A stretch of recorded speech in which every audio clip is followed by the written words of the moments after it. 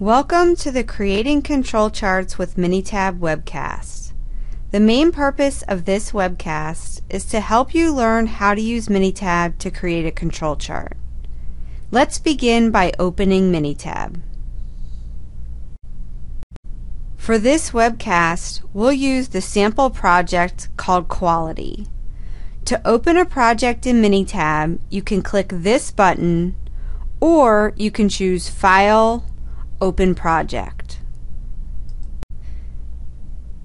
To get to the sample projects, find the Minitab folder, select the language, sample data, and in the Meet Minitab folder, you'll find Quality.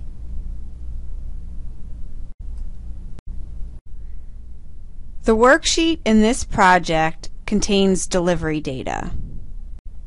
10 shipments per day were randomly selected, and the corresponding delivery times were entered into Minitab. For example, here we can see the 10 delivery times for March 3rd. Then in the next 10 rows, we see the delivery times for March 4th, followed by March 5th, etc.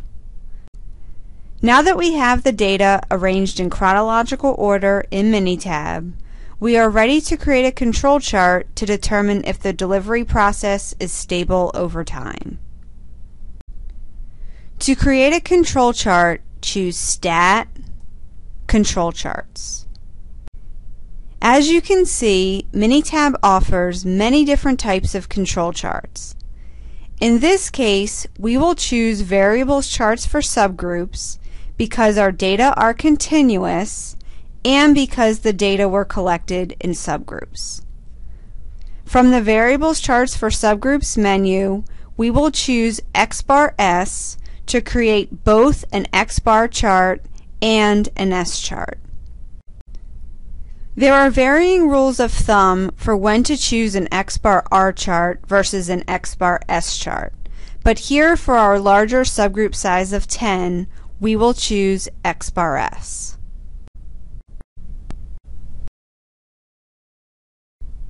In the dialog, we will use the default option for one column because the delivery times are all in a single column in our worksheet.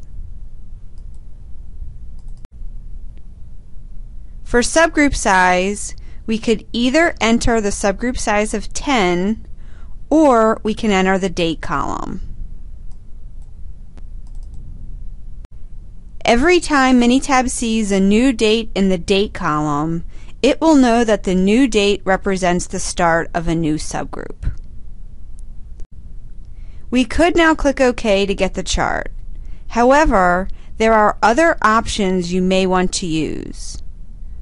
For example, let's click XBAR S Options. And under the Tests tab, we can turn on all 8 tests for special causes. Let's now click OK to get the control chart.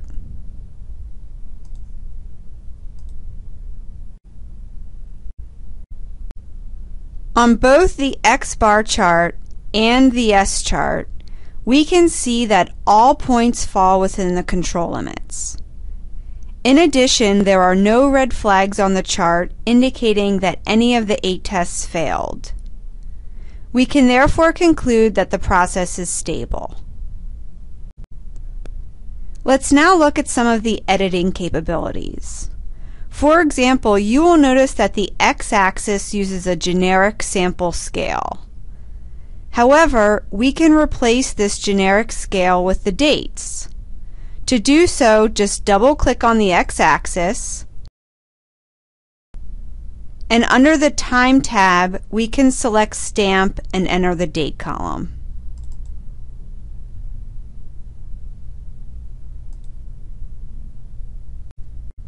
Now let's suppose we get additional data that we need to add to the control chart. Let's go back to the worksheet and enter the new data.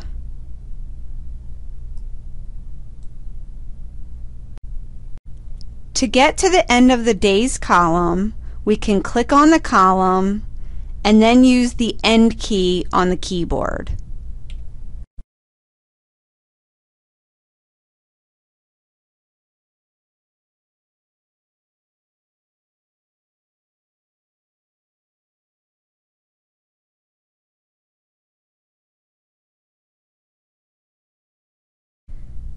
In addition to entering the new data, we will also need to enter the date to indicate that these deliveries occurred on March 23rd.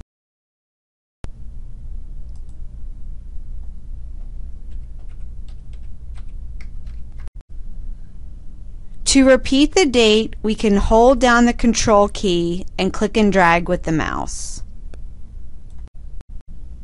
Let's now go back to the control chart to update it with the new data. If we look at the top left corner of the chart, we will see a yellow circle. This yellow circle is warning us that the data in the worksheet have changed since the graph was created. And if we right-click on that circle, we will see two update options. If we choose Automatic Updates, the chart will automatically update when the data in the worksheet change. If we choose Update Graph, Minitab will perform a one-time update. In this case, let's choose Update Graph. We will see that the yellow circle has changed to a green plus sign, indicating that the graph is now up to date. And we also see the data for March 23rd displayed on the chart. Now that the control chart is updated with the new data, we can reevaluate the process and see that it is still in control. In addition to the tests and date options and the automatic updates, there are many other options available in Minitab for control charts. For example, you can fix your control limits, you can plot different stages of your process on the same chart, or you can add reference lines. To learn more about control charts, including which chart to create when, and how to interpret your control charts, you can purchase subscriptions to our e-learning solution called Quality Trainer. We also offer instructor-led training, which provides more in-depth training on control charts and the available control chart options. For more information on e-learning or our instructor-led training, please visit www.minitab.com/training. This concludes the webcast on how to create a control chart in Minitab. Thanks for watching.